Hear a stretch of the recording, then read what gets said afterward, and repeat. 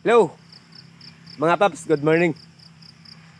So ang video na to, humingi lang ako ng pasensya sa lahat ng mga gusto sanang bumili ng talong. Sa totoo lang mga kapaps, ay sayang naman talaga sana kung may mga gustong bumili. Pero sa totoo lang, may solid buyer ako na bumili na sa aking mga produkto. So kahit ilang kilo kunin nila. So yun ang po ang pinaka the best dyan. So sana maintindihan nyo ako sa mga gustong bumili. May mga bumili kasi na 20 kilos, 10 kilos or 5 kilos mga kapaps. So dito sa video na to ay humingi ako ng pasensya na sana pasensyahan nyo ako na natanggihan ko ang mga alok nyo na bumili. Malaking opportunity sana yon na makabin ano tayo, pero may yun na nga, may buyers tayo mga ka-idol na handang-handang bumili kahit ilan. So sa ngayon na video na to ay gusto ko lang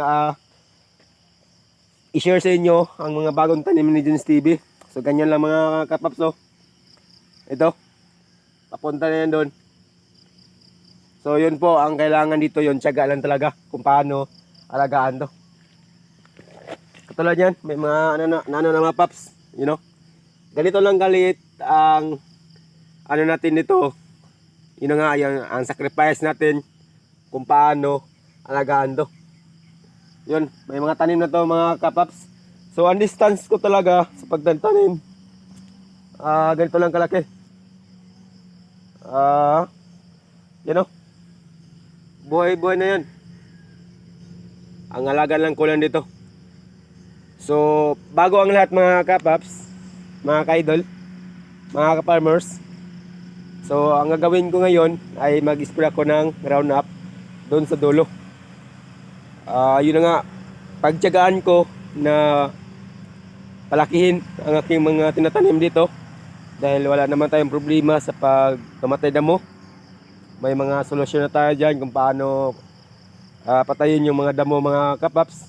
Ang importante dito, magtanim na lang po tayo para pagdating sa panahon, yung ibang gustong bumili ay may mga ano na, pwede na makabili. Sa ngayon, humingi na talaga ako ng pasensya na natanggihan ko yung iba na gustong bumili.